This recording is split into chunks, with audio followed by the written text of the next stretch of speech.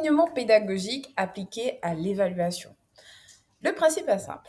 Il faut créer une relation directe entre les objectifs pédagogiques, ce que l'apprenant doit savoir ou savoir faire, les activités d'apprentissage, comment il pratique, et les activités d'évaluation, comment il démontre sa compétence. Les principes. Une évaluation n'est pertinente que si elle correspond à la même action cognitive que l'objectif. Exemple, si l'objectif est concevoir une grille d'évaluation, l'évaluation ne peut pas être un QCM. Voilà. Donc, il faut créer une cohérence entre le niveau taxonomique de Bloom, les modalités, donc est-ce que c'est synchrone, asynchrone, autonomie, le type de production attendu, orale, écrite, pratique, numérique. Donc, pour vous rappeler un petit peu ce que c'est la taxonomie de Bloom, je vous ai remis ce schéma qui nécessite de passer par plusieurs étapes. La première est de mémoriser. Il faut que l'apprenant puisse mémoriser, puisse comprendre, puisse appliquer, qu'il puisse analyser, qu'il puisse évaluer et ensuite créer. Voici les enjeux de cet alignement pédagogique donc, que vous devez adapter à la modalité pédagogique que vous aurez choisie. Donc, créer des supports d'évaluation, que les objectifs soient cohérents, que les applications soient cohérentes et que les évaluations soient cohérentes également. Pour terminer, là, je vous ai représenté un petit peu le schéma de ce qu'est une modalité synchrone et asynchrone, voilà, sur le présentiel et le distanciel.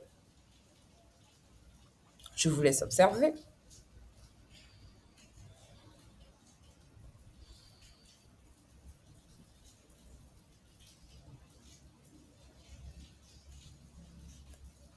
Là, nous pouvons également voir quelle est la différence entre ces deux modalités qui sont le plus souvent utilisées.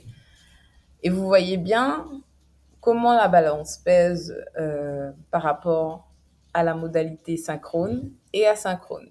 Donc, vous voyez les évaluations en temps réel et l'interaction immédiate ici. Donc, ça veut dire que je suis dans une salle de formation en temps réel et j'interagis avec mes stagiaires.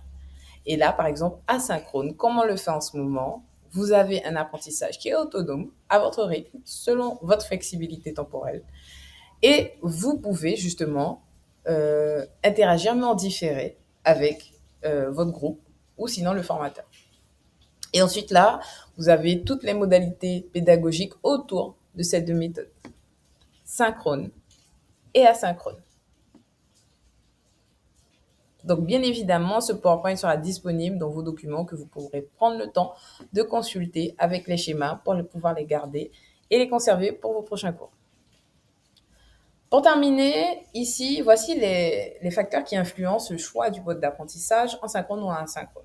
Ce sont, comme on l'a dit tout à l'heure, en début de séquence, les objectifs pédagogiques, les profils des apprenants. Donc, en fonction des apprenants, par exemple, si vous avez des apprenants qui sont autistes, vous allez devoir adapter votre formation à ces apprenants qui sont autistes. Donc, faire une formation inclusive. Pour l'accès au numérique, aux outils numériques, pareil, il peut y avoir des personnes qui sont en maîtrise et en non-maîtrise. Donc, du coup, ça pourrait pas forcément être évident. Donc, il faudra utiliser du digital et du non-digital et permettre à ces apprenants de pouvoir suivre et comprendre, selon leur niveau, la formation. Ensuite, vous avez la nature du contenu et des activités choisies. Pareil, en fonction de ces différents facteurs qui influencent le mode d'apprentissage, ça peut être modifié. L'environnement de formation également et le processus d'évaluation. Maintenant, on va parler de la rétroaction efficace.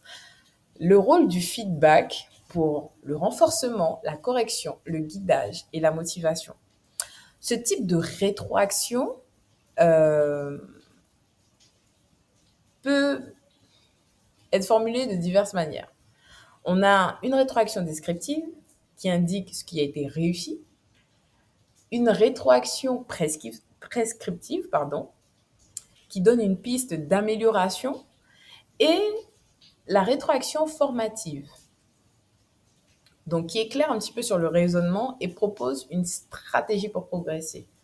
Donc, si vous arrivez à aligner ces 3 types de rétroaction qui pourraient permettre justement à l'apprenant d'évoluer, vous serez l'un des meilleurs formateurs qui pourrait le guider dans son processus d'apprentissage. Les principes pour un bon feedback. Il faut qu'il soit immédiat lorsque c'est possible, surtout en e-learning. Se focaliser sur une action précise, jamais sur la personne. Que la formulation soit tournée vers le positif et constructive, surtout. Et il faut adapter au niveau du public et articuler autour d'un modèle. Je vois, tu pourrais, je te propose de. Ensuite, vous avez un schéma qui parle de ces rétroactions cognitives et affectives avec 2 types de publics, donc que vous pourrez prendre le temps d'observer, d'analyser, mais nous, ce qui va nous concerner, ce sont les aspects cognitifs avec les adultes. Donc, si demain vous êtes amené à faire pour les enfants de moins de 12 ans, j'ai quand même tenu à vous donner cette méthodologie sur le feedback pour ce public. En ce qui nous concerne, pour les aspects cognitifs, le feedback négatif a un effet plus marqué sur l'apprentissage. Et puis sur l'aspect affectif, les réponses émotionnelles positives stimulent l'activité des zones cérébrales liées aux récompenses. Ces éléments de rétroaction, ces éléments ne sont pas des rétroactions, pardon. Excellent travail. Tu pourrais faire mieux. As-tu vraiment mis les efforts nécessaires? Attention aux erreurs d'orthographe. Et ton texte manque de structure. Inspire-toi du travail de Jeanne. À revoir. L'identification des variables, blablabla. Bla, bla, bla, bla. Ici, vous avez quelques exemples que vous pourrez continuer d'observer sur tous les éléments qui ne sont pas des rétroactions. Donc, n'hésitez pas à prendre le temps de bien regarder tout ça. Pour terminer cette séquence numéro 3, nous avons tous les outils numériques pour l'évaluation multimodale. Nous avons l'outil H5P, donc, où vous pouvez faire vos QCM, glisser, déposer des éléments, faire des vidéos interactives et faire des feedbacks automatiques. Vous avez Moodle, qui vous permet de pouvoir faire des banques de questions, des tests conditionnels, des notations avancées. Vous avez WooClap, Kahoot et puis Quizzes, qui vous permettent de faire des évaluations ludiques, synchrones ou en asynchrone, donc que vous pouvez faire directement aussi avec votre mobile. Vous avez Google Forms avec une correction automatique, c'est possible. Vous avez Canva également et Genially avec des scénarios interactifs évaluatifs. Donc, le choix de l'outil reste toujours en fonction du type d'évaluation, le degré d'interactivité souhaité, le niveau d'autonomie du public et les contraintes techniques, connexion, équipement et la plateforme d'e-learning. Écriture inclusive et facile à lire et à comprendre et accessibilité, la méthode FALC. Donc, pour terminer, nous allons voir justement ces écritures inclusives qui permettent de faciliter la compréhension de l'apprenant et d'éviter de pouvoir retourner sur des choses qui pourraient être évitées dès le départ. Donc, par exemple, on va éviter de mettre de l'italique lorsqu'on va faire une formation. On va partir sur des typologies comme Arial, Times New Roman. Vous pouvez aussi utiliser du Calibri. Ça reste des écritures très accessibles que vous pouvez retrouver sur l'ensemble des outils que vous allez utiliser et qui sont faciles à lire et à comprendre.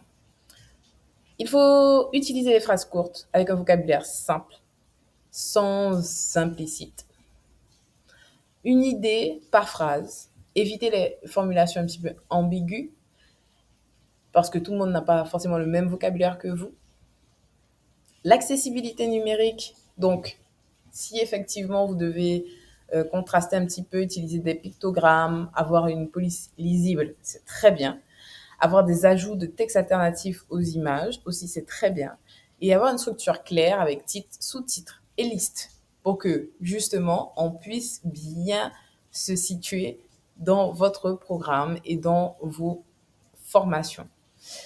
Et puis pour terminer, l'écriture inclusive adaptée au contexte pédagogique, donc les formulations neutres, les apprenants et apprenantes, le public accompagné. Euh, Éviter la surcharge visuelle, pas de points médians dans les consignes trop longues. Et normalement, après ça, tout se passera excellemment bien. Donc, on se donne rendez-vous pour la séquence 4 et on se dit à tout à l'heure.